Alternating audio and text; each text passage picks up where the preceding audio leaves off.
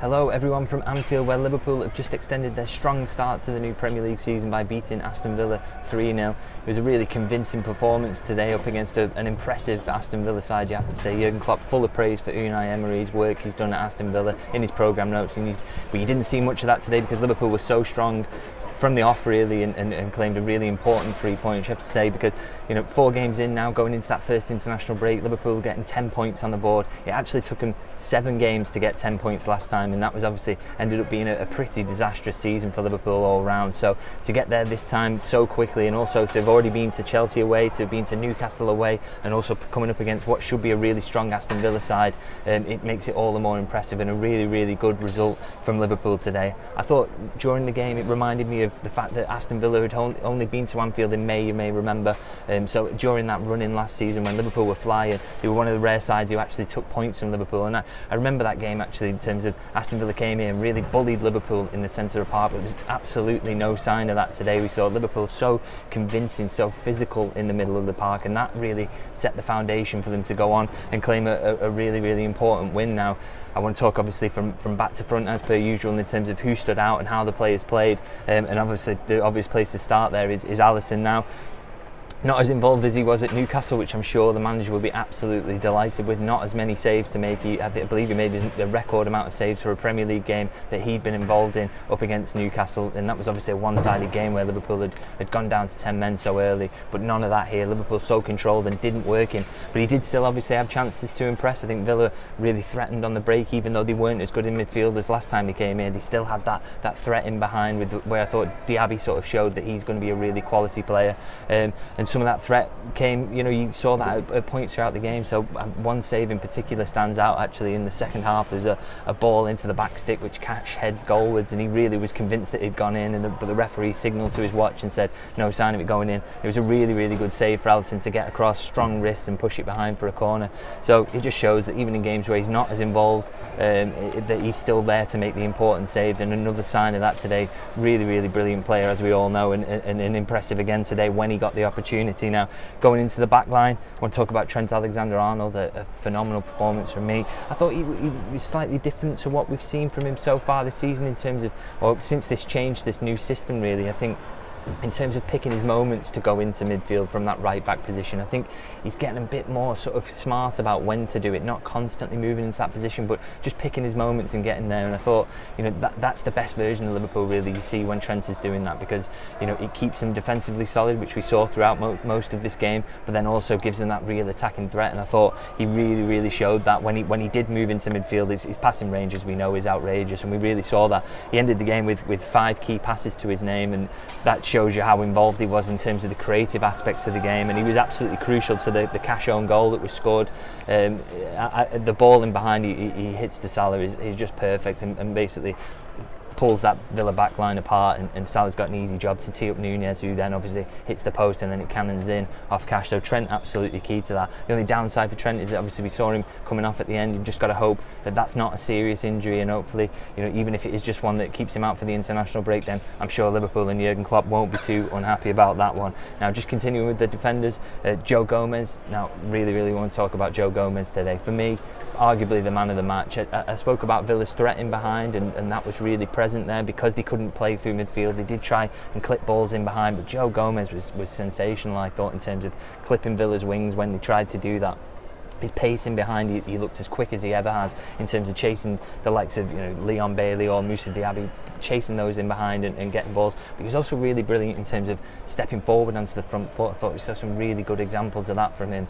I think it's an important season for him at Liverpool because he was poor last season, though that is true of a lot of players at Liverpool. But I think people talking about the need for a centre half, and I agree that Liverpool maybe should have gone into the market for a centre half, but I think a lot of that was based in sort of writing Joe Gomez off and thinking that he'll never get back to his best. But I think we saw signs today that maybe he can get back to his best, and that will really be the hope, because we know as well, even for such a young player, he's still so young, that he was such an important part of Liverpool's successes in recent years, and basically played the entire season when they walked the league. So that shows you how good a player he is, and if he can get anywhere near back to that, which we saw signs of today, then that'd be really good for Liverpool. I thought his centre half partner Matty wasn't quite as involved, but again, really good in his battles. He's tall, isn't he? Rangy. He can move the ball forward as well, and we saw a bit of that. I thought he was really good, and both really, really steady coming in when you think in that first choice partnership of Ibrahim Konate and Virgil van Dijk, not available today, but these two didn't miss a beat. I thought they were really, really impressive. I want to mention also Andy Robertson as well. I thought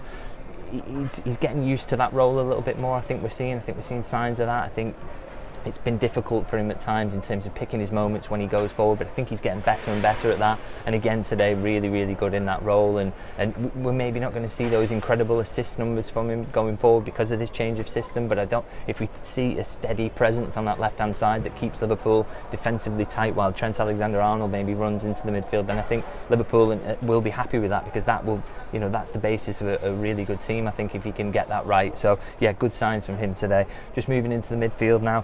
A bit of a surprise pick really in the holding role. You maybe would have thought that Wataru Endo would continue in there, but Alexis McAllister comes in to take that role. I think one of the things you would say about him in that role, if you were to be critical, is that sometimes he picks the passes of a player who's used to playing further forward. He's sometimes a little bit risky when he doesn't need to be, but I still think he's got such quality on the ball, hasn't he? And I think he gets stuck in as well, which is what you want from your holding midfielder. So I thought a pretty steady performance from him, and I think he's just a class act in that midfield. Alongside him, Dominik Szoboszlai. I spoke in the last time I did one of these videos after, I think it was against Bournemouth, and I just said, it may sound crazy, but the comparisons with Gerrard are there, and I still think they are there to be made. Just his engine, getting around the field, winning challenges, but also then when he gets into forward areas, his creativity and quick feet, just an absolutely sensational performance again. What a signing he's going to prove. I genuinely think he is going to be in with a shout of being the best signing in the Premier League this summer. This summer just gone. He's another incredible performance, and he really truly is worthy of wearing that number 8 shirt that he's taken on from Naby Keita, but obviously Steven Gerrard wore before that. In terms of other midfielders, obviously Curtis Jones coming in today in that midfield after getting over injury again. I still think he's underrated in sometimes, I think, and he's got a really key role to play in this midfield, despite the fact that Liverpool have made so many signings in that area. I think it's no coincidence that he came in today and Liverpool looked more solid and more sane almost in that area. He just keeps the ball constantly, recycles it, and that allows Liverpool to keep possession more and get themselves on the front foot constantly. So a really, really tidy and impressive and very mature performance, I thought, from him. Really do like Curtis Jones, want to see more of him this season. Moving into the front line, Mohamed Salah. Obviously there's been those constant links with Al Ittihad and moved to the Saudi Pro League, but he didn't look like a man who was thinking about moving away today. Again, just so much threat, and he ended up the game with 3 shots on target, gets a goal. He's just so threatening, isn't he, in that forward line? Liverpool can really, really rely on him. I think that noise about a move away is probably not going to go away until the Saudi window closes, but I don't think you're seeing any signs that he's letting his head drop or his head is elsewhere. I think Mo Salah, as much Liverpool want to keep him, and I think if he does stay, even if it's just for another season, you're going to see the best version of Mo Salah. Really impressive again today. Luis Diaz on the other side, on the left wing, I thought not quite as involved in the attacking phase of play as you'd usually expect from him, but he's had a really sharp start to the season in terms of his goal scoring and creativity, but he wasn't as involved today. But what he gives you when he doesn't maybe absolutely fly in the attacking phase is that he grafts, he works so hard, he's always closing down his fullback, he'll track back, and he gives you real balance in terms of that forward line, in terms of making sure that they provide some defensive cover as well. So I thought really, really impressive from him, if not in the sort of attacking phase of play. And obviously alongside them in the centre forward role, not a surprise pick I was going to say, but obviously not after his contributions against Newcastle, but he struggled to get starts this season. Obviously Darwin Núñez now, one of the things you would say about him, one of the reasons he's maybe struggled to get into this team is that when Liverpool haven't controlled things in midfield, they need the forward line to be absolutely on it in terms of the pressing, and maybe Núñez is not as good at that as Cody Gakpo has shown, or Jota as well obviously, but today I thought because they had that extra control in midfield, it gave you the option to put Núñez in there, and he really showed what he's all about. Now 5 shots from him, which is just a guarantee when you put him in the team. He gets shots away, gets into dangerous positions to get shots, and he did it again today. Very unlucky not to score a goal. He obviously hits the post and then it goes in off Cash. The stadium announcer George Sefton gave it to Núñez, but I think that's a little bit generous. I think it's going to be a Cash own goal.